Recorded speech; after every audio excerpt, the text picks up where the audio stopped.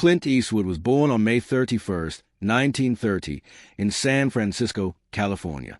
He spent his early years in various California towns as his family relocated frequently due to his father's job. Eastwood's entrance into acting began after military service, when he secured small roles in films and television. His career gained momentum in the late 1950s and early 1960s with the television series Rawhide. He transitioned to international film success with Sergio Leone's westerns known as the Dollars Trilogy, which established him as a central figure in American and European cinema. Throughout the 1970s, Eastwood expanded his work to directing. His directing career was marked by consistent productivity and growing critical recognition. He constructed a public persona characterized by minimal dialogue, reserved emotional expression, and strong individualism. This persona influenced the roles he selected and how the public perceived him. Sondra Locke was born on May 28, 1944, in Shelbyville, Tennessee. She began her career in performance and acting after studying art and drama. Locke gained national attention with her film debut in The Heart as a Lonely Hunter in 1968, for which she received an Academy Award nomination for Best Supporting Actress. Her performance displayed emotional subtlety and control, and critics noted her capacity for quiet intensity. Locke worked consistently in film and television through the early 1970s. Her acting career included dramatic roles and character-driven performances. She also demonstrated interest in directing and creative control behind the camera. Locke's professional identity was shaped by her skill, determination, and an interest in exploring multifaceted roles. Clint Eastwood and Sondra Locke met while working on the 1976 film The Outlaw Jose Wales. Their working relationship developed into a personal relationship. During this period, Locke moved into Eastwood's home, and they began living together. Their relationship continued for approximately 13 years.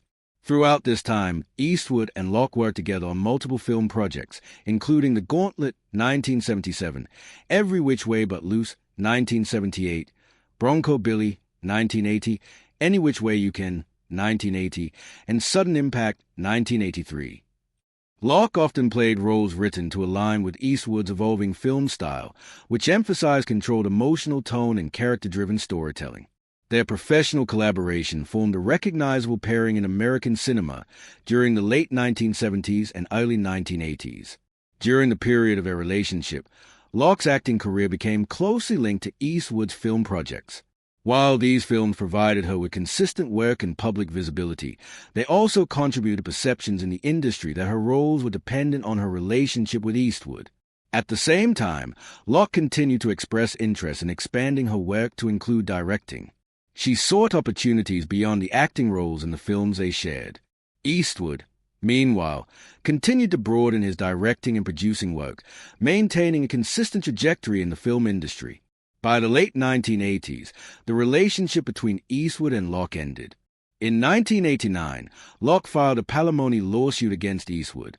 The lawsuit stated that Locke had made career and personal decisions based on the stability of their long-term partnership. Eastwood denied the claims stated in the suit. The case did not proceed to full trial. Instead, it was settled in 1990.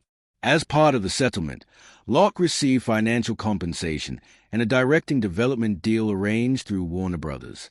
This development deal was presented as an opportunity for Locke to pursue directing projects independently from Eastwood.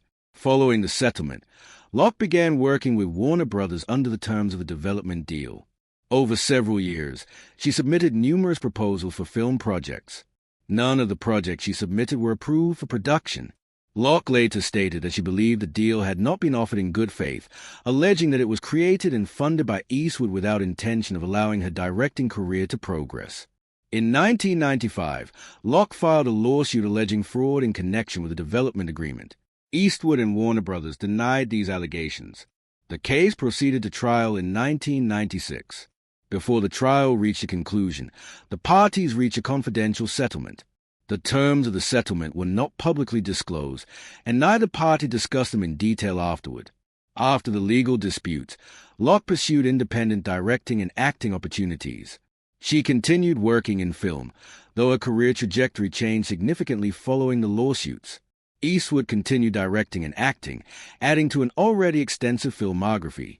His public commentary on the legal disputes was limited. He stated that his decisions were not intended to harm Locke and characterized the disputes as matters of disagreement rather than personal intent. Locke's public statements emphasized that the lawsuits represented her effort to assert professional independence and address what she viewed as structural limitations placed on her career. The public narrative around Eastwood and Locke developed largely from the visibility of the lawsuits and the length of their professional and personal association. Media discussions frequently focus on the longevity of their partnership, the legal disputes, and their contrasting career outcomes after the separation. The record shows that the relationship and its aftermath involved both professional collaboration and legal conflict, and that each party publicly framed the events in different terms. These differing interpretations are a central part of how the story has been historically understood. After the legal disputes of the 1990s, the public narrative surrounding Clint Eastwood and Sondra Locke continued to be shaped largely by media interpretation rather than ongoing interaction between the two.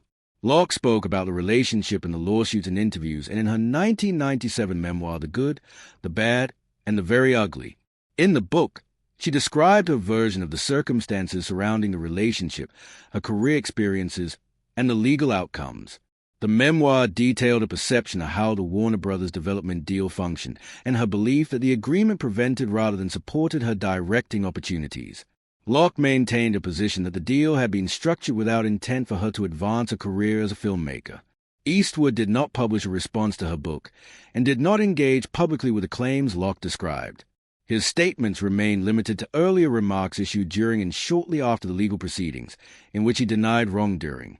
Throughout the early 2000s, Locke's career continued at a reduced level of visibility.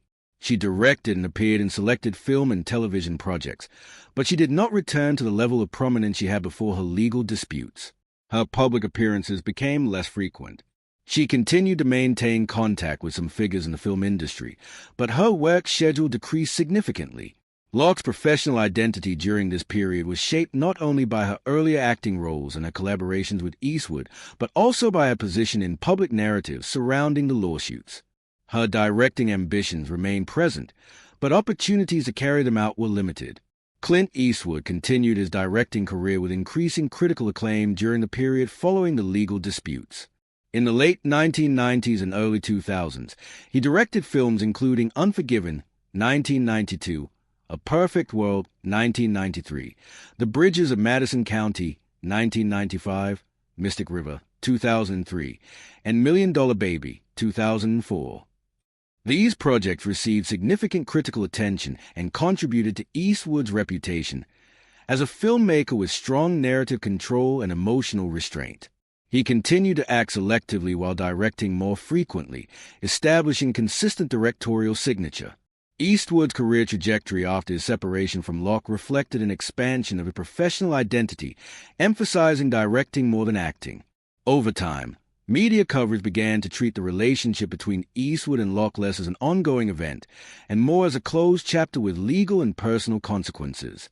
Discussions of their relationship shifted toward retrospective analysis rather than new developments. However, Locke's account of her experiences remained a key part of how the public understood the dynamic between the two. Because Eastwood did not provide extensive public commentary, Locke's descriptions became one of the primary first-person narrative sources associated with the history of their relationship and legal disputes. While Eastwood denied wrongdoing, the absence of further elaboration contributed to a public perception of silence. In interviews given in later years, Eastwood focused primarily on his film projects, directing philosophy, and long-term career process. He rarely referenced his relationship with Locke. When asked directly, he kept his responses minimal, usually acknowledging the historical fact of the relationship and declining to elaborate on personal details. His public communication style remained consistent with his long-standing preference for privacy. He maintained a separation between professional identity and personal history, which shaped how the narrative was remembered and discussed. Sondra Locke's health began to decline in the 2010s. She underwent medical treatment for illnesses that limited her public presence further. In 2018, Locke passed away at the age of 74. Her death prompted renewed public interest in her career and her partnership with Eastwood, particularly in retrospective articles and discussions of her contributions to American film. Media reporting noted that Eastwood did not provide a public statement following her passing. The absence of a statement was widely commented on, though Eastwood had a long history of not commenting publicly on personal matters. The phrase breaks his silence in reference to Clint Eastwood and Sondra Locke is largely tied to how infrequently he has addressed the relationship after lawsuits and public separation. The record shows that Eastwood has not provided extended commentary or reinterpretation of the events. His remarks throughout the decades have remained brief and consistent, focusing on characterizing the disputes as disagreements that were resolved legally. Locke's public accounts contain more narrative detail and emotional framing, while Eastwood remained procedural and limited. The long-term public understanding of the relationship has therefore been shaped by three core elements: the duration and visibility of the partnership, the legal disputes and associated settlement processes, and the differences in how each party communicated about the events afterward.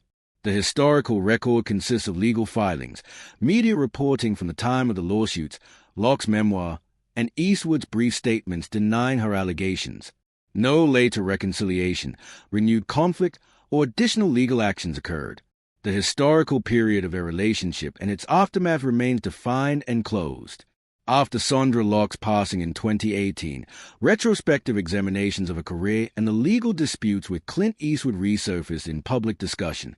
These examinations largely focus on the documented timeline rather than new developments.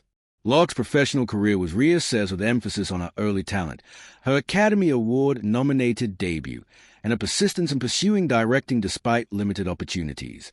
Many industry retrospectives acknowledge that her career was significantly shaped by the extended period during which she worked almost exclusively in projects connected to Eastwood, as well as by the legal battles that followed the end of their personal relationship. Clint Eastwood continued to work actively as a director and actor in the years after Locke's death, maintaining the same pattern of privacy and limited personal commentary he had followed for decades. He did not issue any public remarks regarding Locke's passing. His career and public communication style have consistently emphasized separation between personal relationships and professional output. The absence of comment did not represent a new withdrawal. It followed the same communication pattern he maintained since the conclusion of the legal cases in the 1990s. Eastwood has historically not commented on personal matters in public settings, regardless of their media relevance. The phrase breaking silence in relation to Clint Eastwood and Sondra Locke therefore refers not to a sudden revelation, but to the gradual accumulation of perspective available through the documented record. The information that exists about their relationship and professional interactions comes primarily from court filings, settlement details, contemporaneous reporting, and Locke's published account.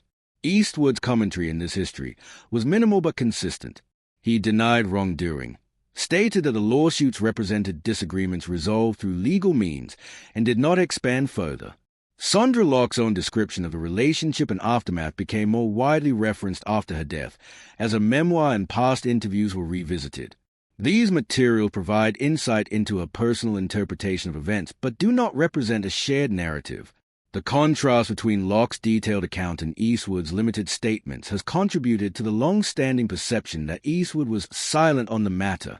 However, his restricted public discussion aligns with his general practice of maintaining strict privacy in his personal life rather than a specific refusal to speak about Locke. Over time, the narrative surrounding the relationship has shifted from contemporary controversy to long-term historical analysis. The emphasis now focuses not only on the relationship, but also on its impact on Locke's career trajectory. The lawsuits and development dispute became defining components of a professional legacy because they influenced her access to directing and acting opportunities. These events are viewed within the context of how the film industry functions, how power dynamics affect career pathways, and how professional relationships intersect with personal ones in high-profile environments. For Clint Eastwood, the legacy of a relationship exists primarily in public record rather than in ongoing commentary. He continued directing and acting into his 80s and 90s, receiving awards and recognition for films across multiple genres. His work remained thematically consistent, focusing on individual moral agency, restraint, and personal accountability. His public image has been shaped more by his expansive directing career than by the relationship and legal disputes with Locke. As a result, the partnership with Locke is often discussed as one chapter within a much larger film career rather than as a central defining feature. No new statements, Re-evaluations or corrections from Eastwood have emerged regarding the relationship since the legal settlements concluded. The historical understanding of the relationship therefore rests on the time frame of the relationship itself, the films they made together, the separation, the palimony lawsuit and settlement, the separate fraud lawsuit and its settlement, and Locke's memoir. These components form the complete documented record. The significance of the phrase, "at 91, Clint Eastwood finally breaks his silence," reflects a current stage of public interpretation, where the events are now viewed with temporal distance. The silence in question is not an active withholding of information, but the sustained consistency of Eastwood's private stance. The story is now examined through the clarity of time rather than through speculation. In analyzing the legacy of Clint Eastwood and Sondra Locke, the central factual elements are stable: a long-term personal relationship intertwined with professional collaboration, a separation followed by legal and financial disputes, differing public accounts of the meaning and implications of those disputes, and the absence of further engagement from either party after the final settlements. Their story remains defined, documented, and complete. It is part of Hollywood history not because of unresolved emotion, but because of how personal relationships intersected with power structures, career control, and artistic identity within the film industry.